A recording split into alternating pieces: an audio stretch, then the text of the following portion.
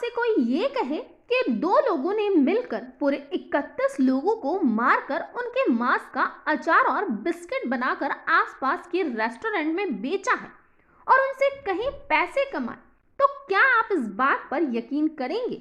यकीन करना थोड़ा मुश्किल है, लेकिन ये बिल्कुल सच है। जब एक नशेड़ी महिला और चोर आदमी की मुलाकात हुई तो कुछ ऐसा ही हुआ जिसकी कल्पना करना भी भयानक है। नमस्कार दोस्तों, क्राइम के सीरीज में एक बार फिर से आप सभी का स्वागत है। इस कहानी की शुरुआत कैसे हुई और इस कहानी में आगे क्या कुछ हुआ, जानेंगे सब कुछ सिलसिलेवार तरीके से। आपने अभी तक मेरे इस चैनल को सब्सक्राइब नहीं किया तो सबसे पहले चैनल को सब्सक्राइब कर लें। तो चलिए कहानी को शुरू करते हैं। ये घटना है रूस के क्रास्नोदर शहर के रहने वाले दिमित्री बाकेशेव नाम के व्यक्ति की। इस कहानी को जानने से पहले हम दिमित्री के जीवन के बारे में जान लेते हैं। 25 जुलाई 1982 में रूस के क्रास्नोदर शहर में एक बच्चे का जन्म हुआ जिसका नाम दिमित्री रखा गया। दिमित्री के जन्म के कुछ समय बाद उसके पिता का देहांत हो गया। कुछ समय तक दिमित्री की मां ने दिमित्री का पालन पोषण किया, लेकिन जब दिमित्री की मां से अपना और अपने बच्चे का गुजर बसर ठीक तरह से नहीं हो रहा था, तो दिमित्री की मां ने दिमित्री को 3 साल की उम्र में ही अनाथ आश्रम में छोड़ दिया। इसके कुछ साल बाद ही एक दंपति ने दिमित्री को अडॉप्ट कर लिया, जहां हंसी खुशी वो अपने नए माता पिता के साथ रहने लगा। दिमित्री की नई मां भी दिमित्री को बिल्कुल अपने बच्चे जैसा ही प्यार करती थी।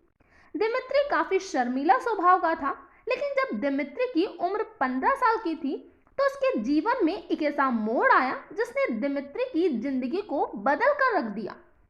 साल 1997 में दिमित्री की मां का देहांत हो गया, जिसके बाद उसके पिता उसे कई दिनों तक खाना नहीं देते। वो दिमित्री से काफी रूड तरीके से पेश आते। अब दिमित्री अकेले बैठा बैठा अपनी मां को याद करता और उसके पिता नशे में रहते। इसी दरमियान एक पॉइंट ऐसा आया कि दिमित्री के पिता ने दिमित्री को लात मारकर घर से बाहर निकाल दिया। अब आप सोच सकते हैं, एक 14-15 साल का बच्चा जो अब तक अपने माँ बाप के साए में बड़ा हुआ, वो कैसे अपना गुजारा करता। दिमित्री सड़कों पर सोने लगा, लेकिन जहां भी सोता तो लोग उसे उठाकर भगा देते। दिमित्री अब खाने पीने को भी तरसने लगा था।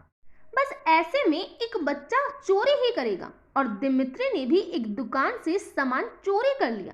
साथ ही वो उस दुकानदार की गाड़ी भी लेकर भाग गया।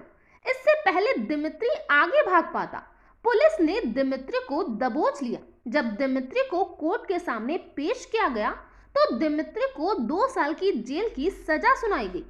जेल में दिमित्री किसी से भी बात नहीं करता था। जैसे तैसे उसकी सजा के 2 साल पूरे हुए। इसके बाद दिमित्री ने कंस्ट्रक्शन कंपनी में जॉब करना शुरू कर दिया। साथ ही दिमित्री ने एक रूम भी किराए पर ले लिया, जहां वो अकेला ही रहने लगा। लेकिन यहाँ उसे काफी अकेलापन महसूस होता था, इसीलिए वो कभी क्लब तो कभी बार में जाकर बैठ जाया करता, क्योंकि उसे नशा करने वाले लोगों को देखना बहुत ही अच्छा लगता था। हालांकि दिमित्री नशा नहीं करता था। बस ऐसे ही चलते चलते एक क्लब में उसकी मुलाकात उससे 12 साल बड़ी नतालिया नाम की महिला से हुई। बस यहीं से इस कहानी में एंट्री हुई नतालिया की। नतालिया का जीवन भी दिमित्री की तरह ही गुजरा था। दरअसल बचपन में ही नतालिया की मां का देहांत हो गया, जिसके बाद उसके पिता ने दूसरी शादी कर अपना अलग घर बसा लिया, जिसके चलते नतालिया को उसकी दादी ने ही पाल पोस कर बड़ा किया। नतालिया पढ़ लिखकर एक नर्स बनी, जिसके कुछ साल बाद उसने जैडन नाम के व्यक्ति से शादी कर ली। इस शादी से नतालिया को एक बेटा हुआ। इनकी जिंदगी भी ठीक ढंग से कट रही थी, लेकिन कुछ साल बाद ही जैडन की मौत हो गई, जिसके बाद नतालिया डिप्रेशन में रहने लगी। उसे दिन रात का कोई होश ही नहीं रहता, ना उसे अपने बेटे की कोई खबर थी। नतालिया ने सबसे पहले शराब पीना शुरू किया, लेकिन जब शराब से भी नतालिया को नशे का एहसास नहीं हुआ तो नतालिया ने ड्रग्स लेना भी शुरू कर दिया। एक समय ऐसा आया जब नतालिया को उसकी जॉब से निकाल दिया गया, जिससे नतालिया ज़्यादा डिप्रेशन में रहने लगी और नतालिया ने डॉक्टर से अपना चेकअप करवाया। नतालिया को लगने लगा कि वो पागल हो चुकी है, लेकिन डॉक्टर ने कहा कि वो बिल्कुल ठीक है। हॉस्पिटल से वापस आकर नतालिया फिर नशा करने लगी और इसी दौरान एक क्लब में नतालिया और दिमित्री की मुलाकात हुई। जब इनकी मुलाकातों का सिलसिला शुरू हुआ तो दोनों ने अपने अपने जीवन की कहानी एक दूसरे से बयां की, जिसके बाद दोनों ने ही एक दूसरे से शादी करने का फैसला किया। इसके बाद से ही दोनों साथ रहने लगे। लेकिन अब नतालिया का बेटा भी बड़ा होने लगा था और वो भी अपनी माँ के ऐसे व्यवहार का विरोध करने लगा। इसीलिए नतालिया ने अपने जीवन की एक नई शुरुआत करने की सोची और तीनों ही एक नए घर में शिफ्ट हो गए। इस घर में एक तहखाना भी था, जिस तहखाने में अक्सर ही नतालिया और दिमित्री ज्यादा समय बिताया करते थे। तो यहाँ तक ये इन दोनों के जीवन की एक कहानी थी। अब बात करते हैं 17 सितंबर 2017 की। 17 सितंबर रात के करीब 10 बजे एक पुलिस वैन गश्त कर रही थी। तभी उन्हें एक मोबाइल फोन सड़क पर पड़ा मिला। पुलिस ने उस फोन की अच्छे से तलाशी ली और एक नजर उसकी गैलरी पर डाली। जब पुलिस ने उस फोन की गैलरी खंगाली तो पुलिस के होश उड़ गए, क्योंकि उस गैलरी की एक फोटो में एक शख्स ने मानव शरीर के एक हाथ को अपने दांतों में दबाकर सेल्फी ले रखी थी। जब उन फोटोज को स्क्रॉल किया गया तो ऐसी कई सारी तस्वीरें उस फोन में मौजूद थी जो किसी को भी हैरान कर दी। दरअसल उन फोटो में मानव अंगों की कई सारी फोटो थी। पुलिस ने उस सिम से उसके मालिक का पता किया तो वो सिम किसी दिमित्री के नाम पर रजिस्टर्ड थी। इसके बाद दिमित्री के घर का एड्रेस निकलवाया और 2 पुलिसकर्मी को दिमित्री के घर भेजा गया और दिमित्री और उसकी पत्नी नतालिया को थाने लाया गया, क्योंकि नतालिया की भी कुछ ऐसी ही तस्वीरें उस फोन में मौजूद थी। दोनों से ही अलग अलग पूछताछ की गई, लेकिन दोनों ने कुछ ऐसी कहानियां बताई जिसे सुनकर कोई भी उन्हें मूर्ख समझे। दोनों इधर उधर की बातें करने लगे।